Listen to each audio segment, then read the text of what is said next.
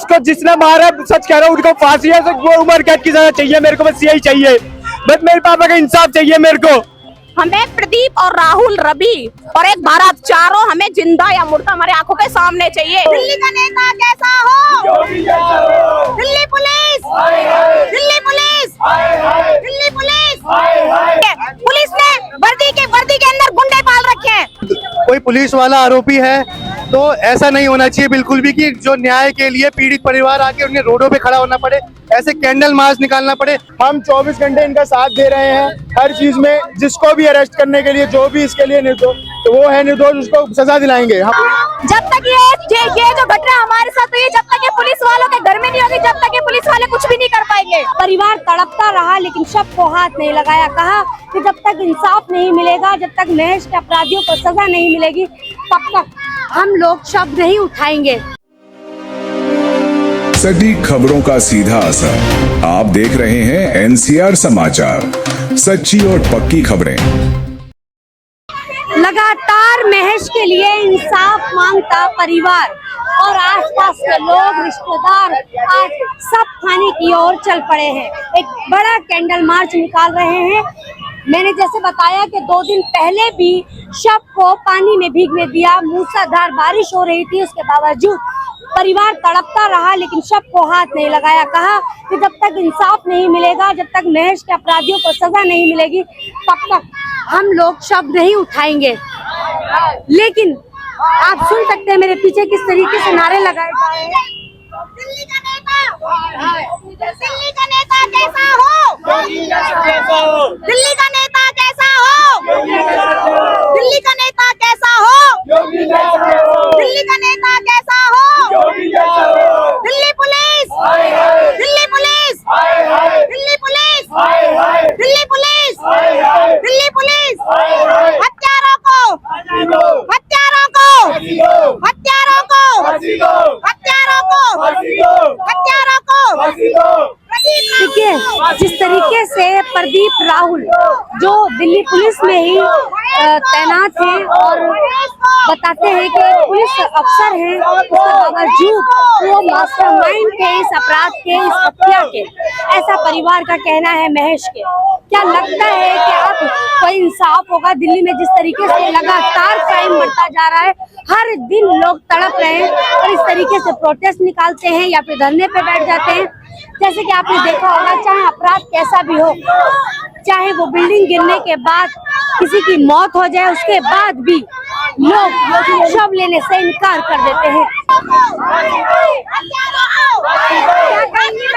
हाय हाय, इस अपराध के लिए दिल्ली में अपराध तो बढ़ते ही जा रहे हैं। हम इसके बारे में ये कहेंगे, हमें योगी जैसे एक बहन के एक भाई से रिक्वेस्ट है कि वो हमारे यहाँ पर आए, हमारे वैसे भी तो आते हैं, हमारे यहाँ पर योगी जी आए और हमारे को इंसाफ दिलाएं, हमें ये चाहिए। क्या कहा आपने? जब तक ये जो घट रहा है हमारे साथ, तो ये जब तक ये पुलिस वालों के घर में नहीं होगी, जब तक ये पुलिस वाले कुछ भी नहीं कर पाएंगे। मैं चाहती हूँ ये पुलिस वालों के साथ भी हो जब उन्हें पता लगे। देखिए अपराध तो चाहे कैसा भी हो और किसी के साथ भी हो, उसको फर्क पड़ता ही है। जब हमारे साथ हुआ, जब किसी पुलिस वाले को फर्क ही नहीं पड़ रहा है, तो उनके साथ भी होगा, तो तब उनको फर्क पड़ेगा ना। लग रहा है कोई इंसाफ होगा? अभी भी मुझे नहीं लग रहा पुलिस वाले कुछ कर पाएंगे। दिल्ली में तो आए दिन इस तरीके की मैडम इस केस के लिए हमें जो करना पड़े, हम 24 घंटे इस केस के लिए खड़े हैं। हम 24 घंटे इनका साथ दे रहे हैं हर चीज में, जिसको भी अरेस्ट करने के लिए जो भी इसके लिए निर्दोष, तो वो है निर्दोष, उसको सजा दिलाएंगे। हम इनके साथ खड़े हैं। बाहर रखा गया पुलिस थाने के और उसके बाद आश्वासन मिलते रहे, लेकिन आज भी कैंडल मार्च लेकर परिवार सड़कों पर है। और ऐसा ये कोई पहला परिवार नहीं है, ऐसे कितने परिवार है दिल्ली के हर कोने में इस तरह की घटनाएं हो रही है। देखिए ये बहुत दुखद और खेद घटना है। पहले तो मेरा ये कहना है, अगर कोई पुलिस वाला आरोपी है तो ऐसा नहीं होना चाहिए बिल्कुल भी कि जो न्याय के लिए पीड़ित परिवार आके उन्हें रोडों पे खड़ा होना पड़े, ऐसे कैंडल मार्च निकालना पड़े, तब जाके पुलिस की, सरकार की जो है आँख खुले, तब जाके वो कोई एक्शन ले। न्याय व्यवस्था हमारी इतनी खराब हो चुकी है, पुलिस प्रशासन आज इतना खराब हो चुका है कि बिना प्रेशर के, बिना किसी कार्रवाई के जो है पुलिस कोई भी काम नहीं करती, कोई भी एक्शन नहीं लेती। लेकिन हमारा आश्वासन है, हमने जो इसमें तुरंत एक्शन लिया है और हम इनके साथ खड़े हैं और हम इन्हें न्याय हर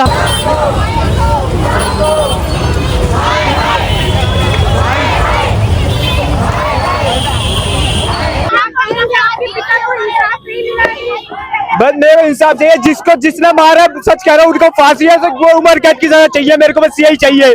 बस मेरे पापा का इंसाफ चाहिए मेरे को। 3 आरोपियों को तो पकड़ लिया गया है। वो हमसे झूठ बोला गया, कुछ ही नहीं करा अब तक, झूठ बोला गया है। इसका बेटा छोटा बेटा है ये। हाँ, आपके सामने आपके पिता के साथ ये किया गया था? नहीं, मैं घर पे था। कौन आरोपी है? हत्यारे चाहिए, हत्यारे। हत्यारे चाहिए मेरे। चाहिए। क्या नाम है? नाम मेरे को नहीं पता, लेकिन राहुल है, एक नाम राहुल है और एक नाम क्या नाम उसका गट्टू गोट्टू को बोलते हैं उसको, वो है। लेकिन हम बच्चों को इंसाफ चाहिए जी। अभी तक 3 लोगों को एंगल भी नहीं लगे, फर्क पड़ने वाला है। वो ऐसा है कि दिल्ली पुलिस सबसे भ्रष्ट है। पुलिस पर जनता का कोई विश्वास नहीं है। ये मतलब जनता को झूठा आश्वासन देते हैं और इन्होंने यहाँ पर मतलब बदमाश पाल रखे हैं, जो गरीब जनता के पास में ये बदमाश भेजते हैं, फिर उनसे ये मतलब पैसे वसूलते हैं और इसलिए जनता का विश्वास बिल्कुल उठ गया है दिल्ली पुलिस से। और राजपार्क थाना दिल्ली का सबसे भ्रष्ट थाना है, इसको बिल्कुल सस्पेंड करना चाहिए और इनको एकदम बदलना चाहिए आगे कर्मचारियों को, क्योंकि ये थाना सबसे भ्रष्ट है। यहाँ ये जो मतलब बीट ऑफिसर है प्रेम, ये मतलब दारू पीता है और वह वसूली करके यहाँ थाने आता है, ऊपर बड़े अफसरों को पहुँचाता है, इसलिए जनता से इनका विश्वास बिल्कुल खत्म हो गया है।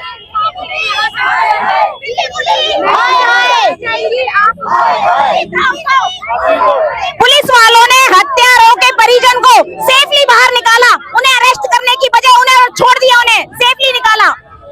हमें दिल्ली पुलिस उस पुलिस वाले का सहयोग कर रही है जो कि खुद हत्यारा है।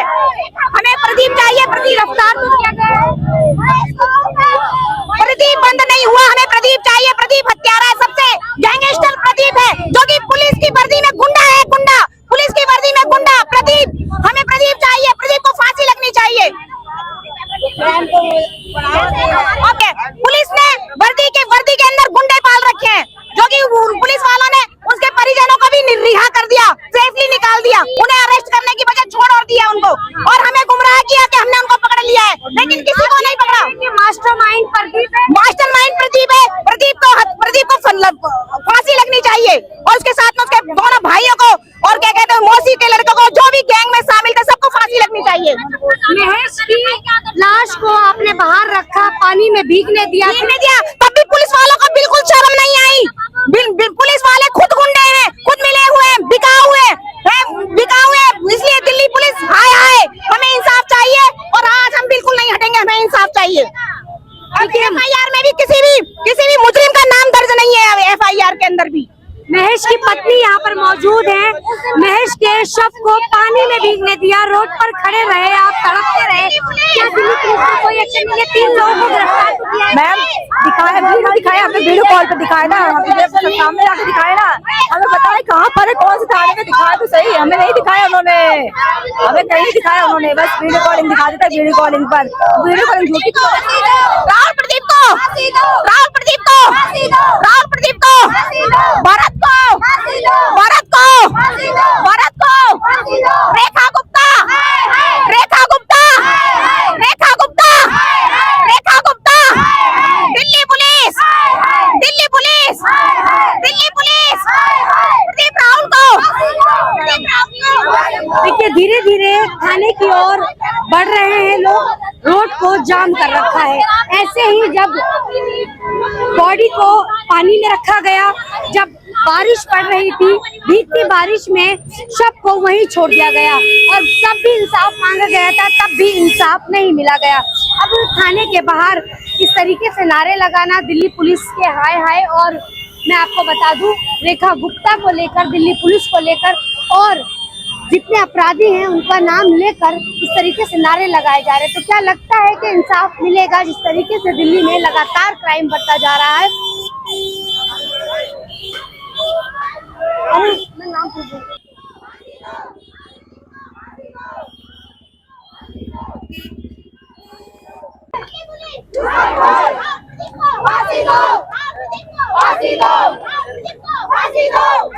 देखिए जिस तरीके से थाने के बाहर आज बैनर लगाकर और कैंडल मार्च किया जा रहा है, लोग बैठे हैं और महेश की पत्नी, बहन और उसका परिवार यहाँ बैठ गया है, इंसाफ की मांग कर रहा है। तो क्या दिल्ली पुलिस इंसाफ देगी? क्या कहेंगे? उम्मीद करी के आए हैं, अब ये देना ना देना इनके हाथ में, गद्दारों के हाथ में है। हमें इंसाफ अब भी नहीं मिला। आज के बाद आज हमारे साथ हत्या, कल किसी और के साथ करेंगे।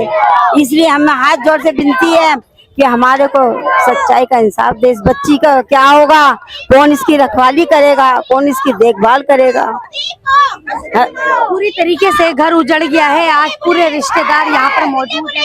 मैं आपसे बात करना चाहती हूँ, पूरा घर उजड़ गया है। दिल्ली थाने के बाहर आप बैठे हैं, परिवार बैठा है महेश का, तो क्या लग रहा है? पहले भी शव आपने छोड़ दिया था, उसके बावजूद कुछ? क्योंकि मैडम हमारी प्रशासन ने पहन रखी है चूड़ियां और हाथ बंध रहे, इनके रिश्वत ले लेके बेके हुए रिश्तेदारी निभा रहे हैं। जिसने मर्डर करवाया है ना, उसका भाई पुलिस में लग रहा है, तो सोच रहा है कि अब वो लैंडलॉर्ड हो गया, वो कुछ नहीं कर पाएगा, कोई कुछ नहीं कर पाएगा उसको।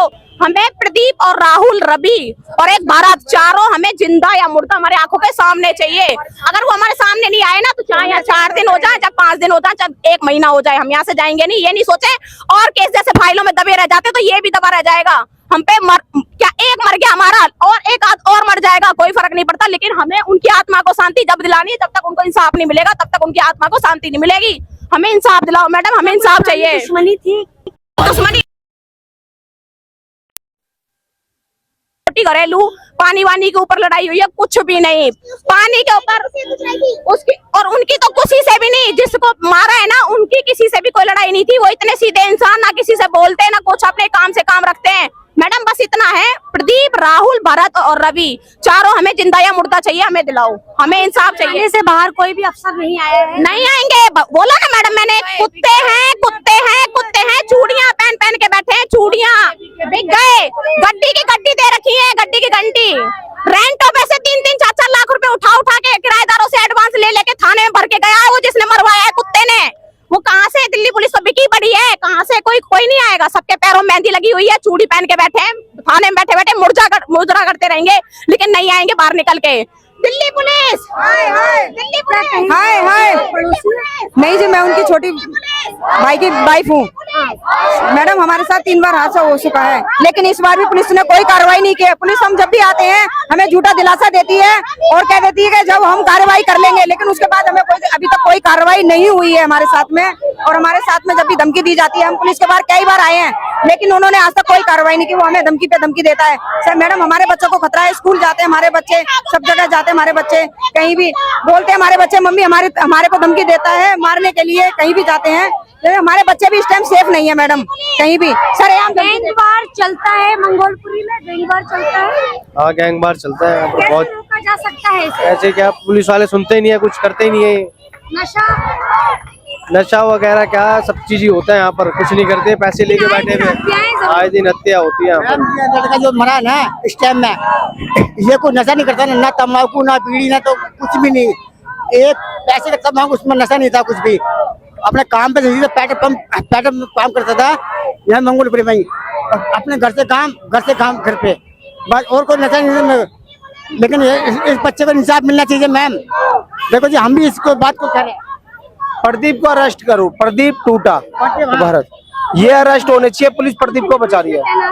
हाँ दिल्ली पुलिस में जो तैनात है विजय विहार थाने के अंदर, उसको फांसी होनी चाहिए मैडम। उसको फांसी क्यों होना चाहिए? क्यों मैडम, इस मर्डर का पूरा मास्टरमाइंड वो है। इससे पहले जो 3 घटनाएं हुई उसका भी वो मास्टरमाइंड था, और ये इस टाइम पे खुद मर्डर में मौजूद था। जब पहली वारदात में भी मौजूद था, सेकंड में भी सारे कैमरों की रिकॉर्डिंग डिलीट मरवा दी थी गलियों में से। जैसे कि मैंने आपको पहले भी बोला कि रक्षक ही अगर भक्षक बन जाए तो जनता कहाँ जाए। आप सोच सकते हैं दिल्ली पुलिस में तैनात, वैसे तो दिल्ली पुलिस की जितनी तारीफ की जाए उतनी कम है। आज जो है भाई साहब के पैर में चोट लगी है, लेकिन भाई साहब आप आज खुद कोर्ट आए, खुद इन्होंने जो है अपने सारे सिग्नेचर किए, अपने भाई के लिए, अपने लिए न्याय मांगने के लिए भाई साहब पूरी कोशिश कर रहे हैं, डटकर खड़े हैं। और मेरा ये वादा है, मैं अधिवक्ता प्रशांत जोशी डीपीजे लीगल की तरफ से वादा करता हूं आज इनसे कि मैं भी इनके साथ खड़ा हूं। मैं निःशुल्क इनका केस लड़ूंगा, 1 रुपया नहीं लूंगा और इनको अंत तक न्याय दिला के रहूंगा। जी देखिए, ये चोट कैसे लगी सर आपको? ये मैडम जब मेरे भाई का मर्डर हुआ था तो वो चाकू मेरे सर में मार रहे थे, तो मैं जैसे ही पीछे हुआ तो वो मेरे जांग में लग गया।